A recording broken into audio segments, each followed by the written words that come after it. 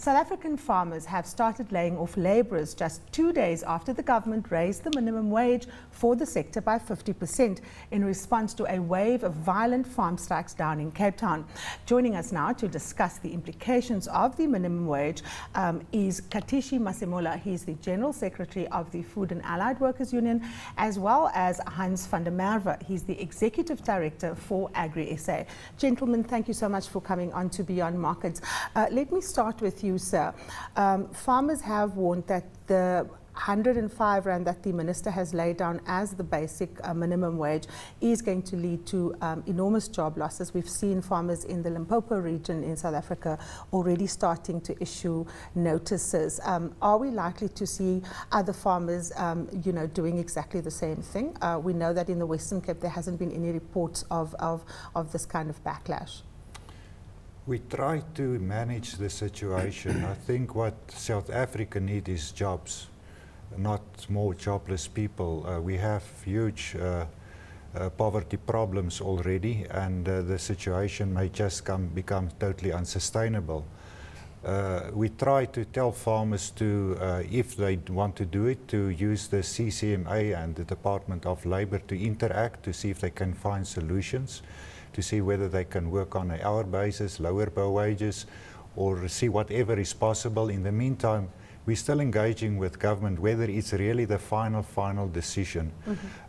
Because it is not what we only said. The research, objective research indicated that at this level there will be major restructuring, not because farmers want to do so, because if they want to survive in a global market where they have to compete with very effective producers from Southern America, from Australia and New Zealand in marketplaces, then you have to look at the factor cost as such, and if it becomes a too high a proportion, machine will replace man.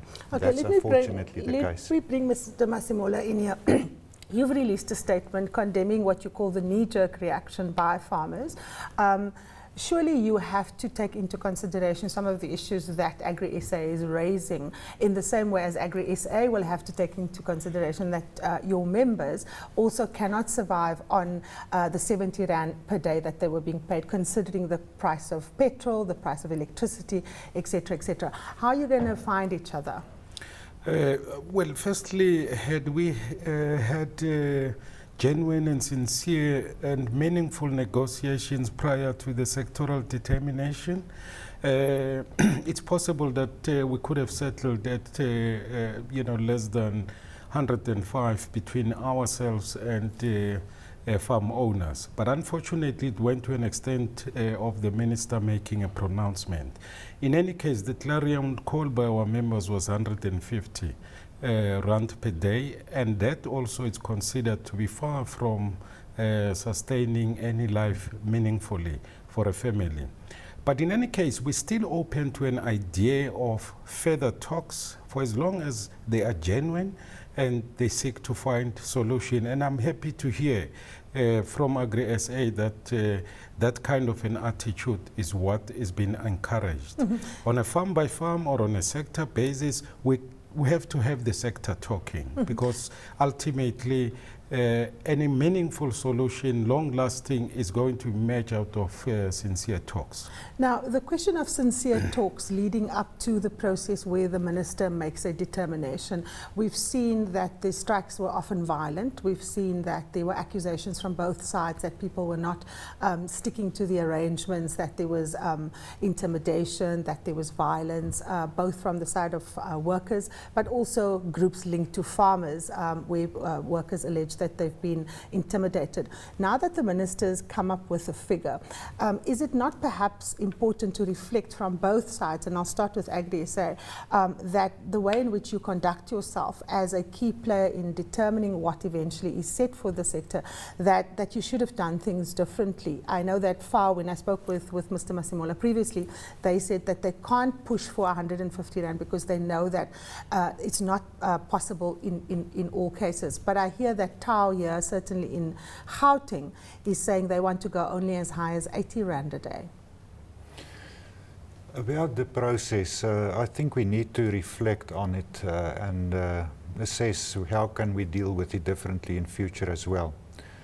fact of the matter is that the Basic Conditions of Employment Act is intended to serve the interest of sectors where you have vulnerable workers, and it is very difficult and in most cases unorganized from a labor side sector.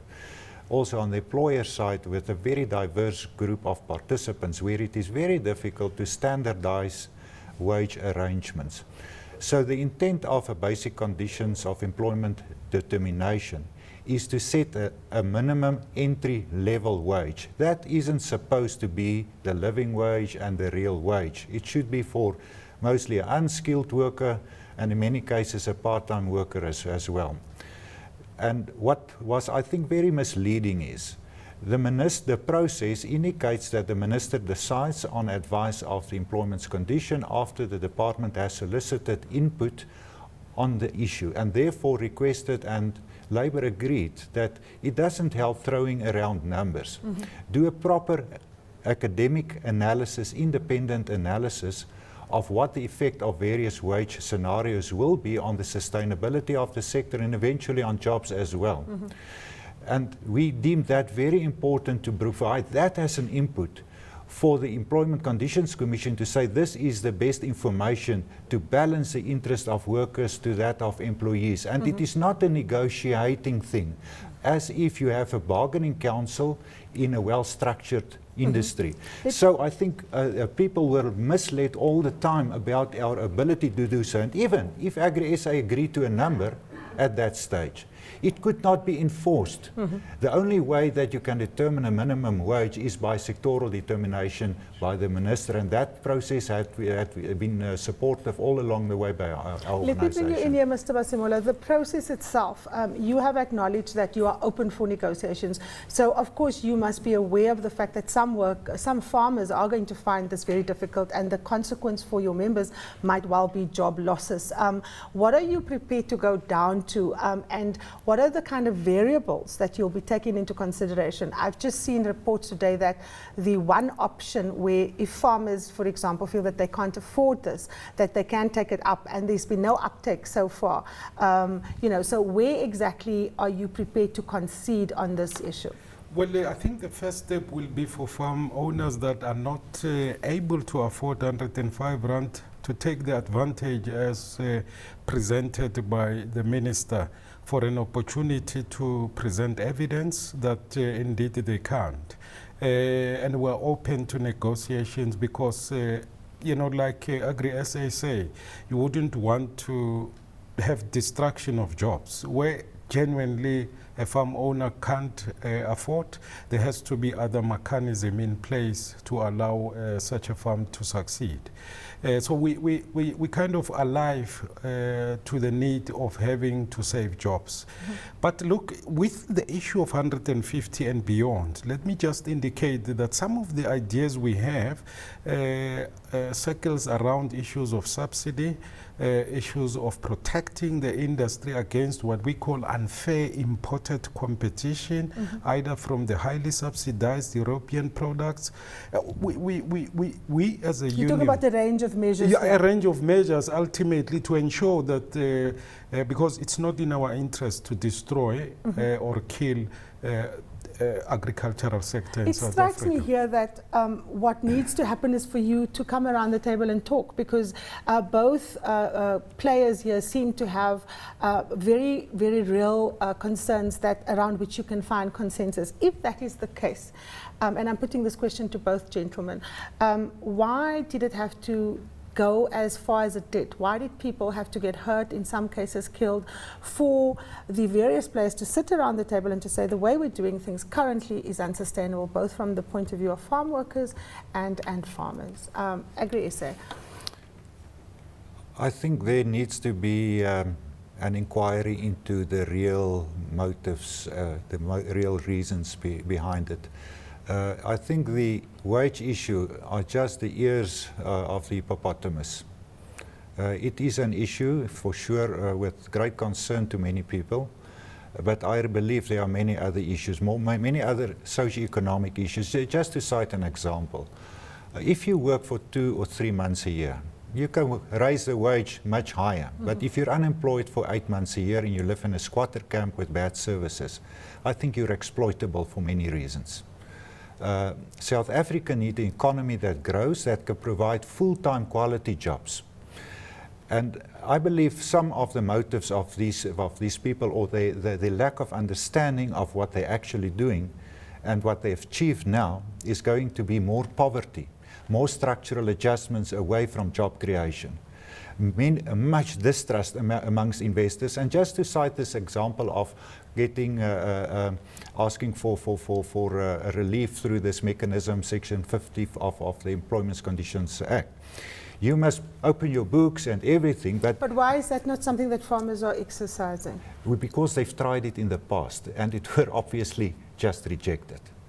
They distrust the process totally. Secondly, it's not a long-term relief. It lasts for 1 year, then you must do it again. And the minister herself said, it's supposed to be not the living wage, it is supposed to be the basic wage, the entry-level wage. So everyone should actually be able to afford it.